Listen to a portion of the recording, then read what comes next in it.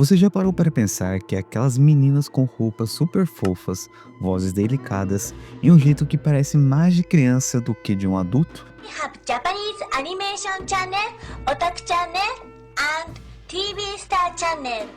Pode parecer estranho, mas a verdade é que essas não são apenas meninas, são mulheres adultas que seguem um dos padrões de beleza mais conhecidos no Japão, o conceito de kawaii. Como um amante de animes e mangás, eu comecei a pesquisar mais a fundo sobre a cultura japonesa, né?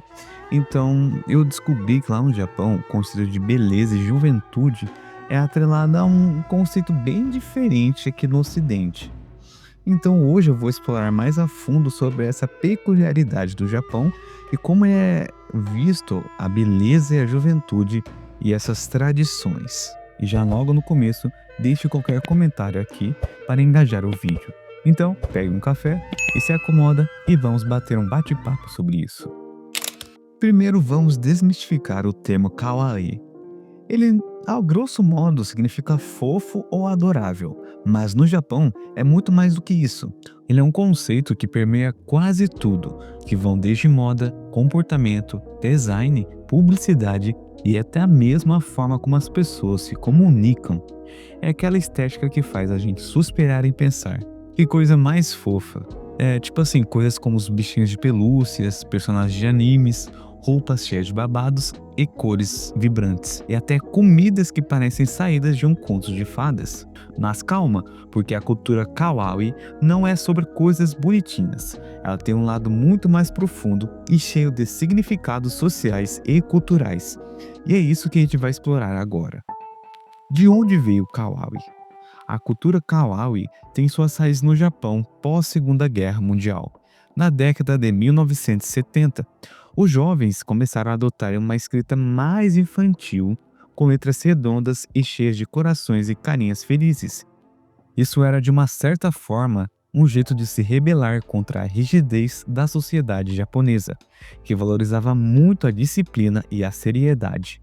Era como se eles dissessem: "Ei, a gente também quer se expressar de um jeito mais leve e divertido." E aí, nos anos 1980, a estética kawaii explodiu com o sucesso de personagens como a Hello Kitty, criada pelo Sanrio. A Hello Kitty, como não tem boca, ela começa a representar qualquer emoção. Isso faz com que as pessoas se identifiquem ainda mais com ela. A partir daí, o kawaii começou a dominar no mundo da moda, da música e até da tecnologia. Beleza e juventude, o padrão kawaii. Agora vamos falar sobre a cultura kawaii, que influencia os padrões de beleza no Japão. Lá, a juventude é super valorizada. Ter uma aparência jovem, quase infantil, é considerado algo muito positivo. Por isso, muitas mulheres e homens também adotam estilos que remetem à infância. Roupas com estampas de bichinhos, maquiagens que deixam os olhos grandes e arredondados, e até acessórios como os laços e tiaras. Mas olha, isso não é sobre moda, é também como uma espécie de comportamento. Ser kawaii muitas vezes significa ser inocente, delicado e até um pouco dependente. E aí que entram as contradições. Porque por um lado a cultura kawaii empodera as pessoas ao permitir que elas expressem de um jeito único, mas por outro lado ela pode reforçar estereótipos de gênero e a ideia de que as mulheres precisam ser frágeis e submissas para serem aceitas. Eu não estou tentando lacrar nem nada, eu só estou dizendo o que eu acho a respeito disso, ok? Então vamos para os outros tópicos. As contradições da cultura kawaii. E é aí que as coisas ficam interessantes, porque a cultura kawaii não é só fofura e alegria, ela também tem um lado mais sombrio.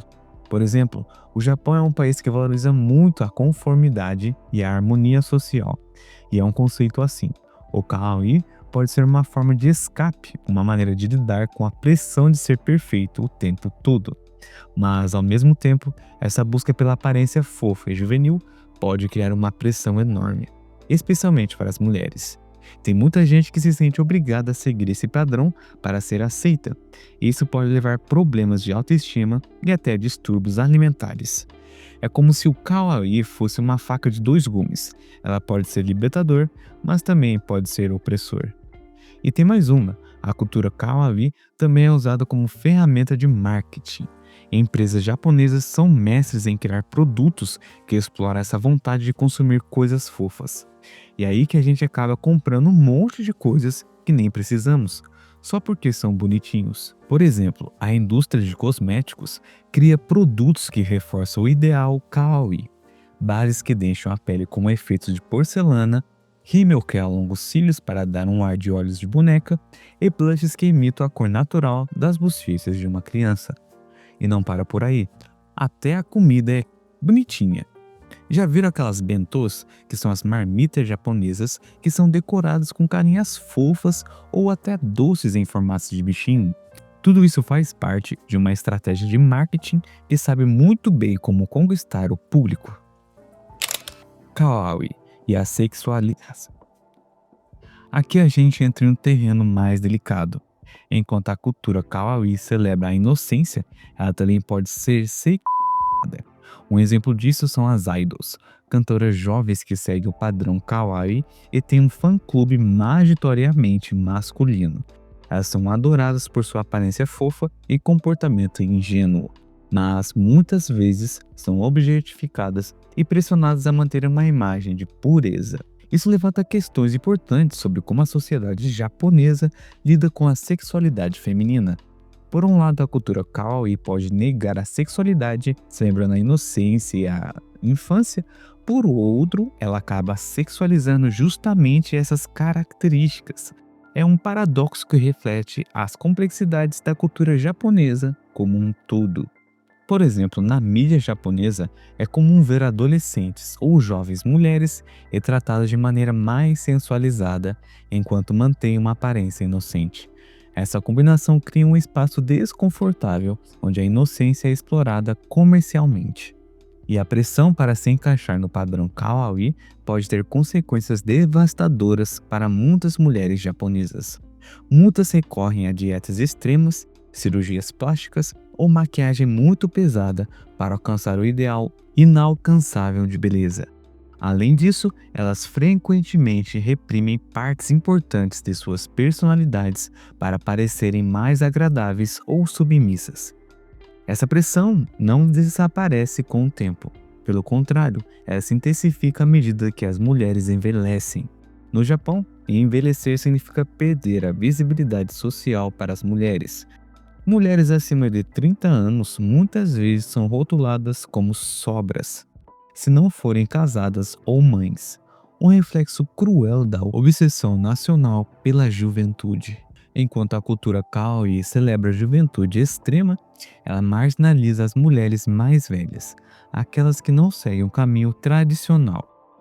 Casar-se antes dos 30 ou ter filhos enfrentam julgamentos severos da sociedade. Enfim, a cultura kawaii é fascinante e problemática ao mesmo tempo. Embora tenha suas raízes na criatividade juvenil e na expressão individual, ela evoluiu para se tornar um padrão opressor para muitas mulheres japonesas. A obsessão pela juventude extrema não apenas limita as escolhas das mulheres, como também perpetua ideias prejudiciais sobre feminilidade e valor humano. Mas eu quero saber de você, o que você pensa sobre essa complexa relação da cultura kawaii no Japão? E se você gostou, não se esqueça de curtir, comentar e compartilhar e se inscrever. Até a próxima!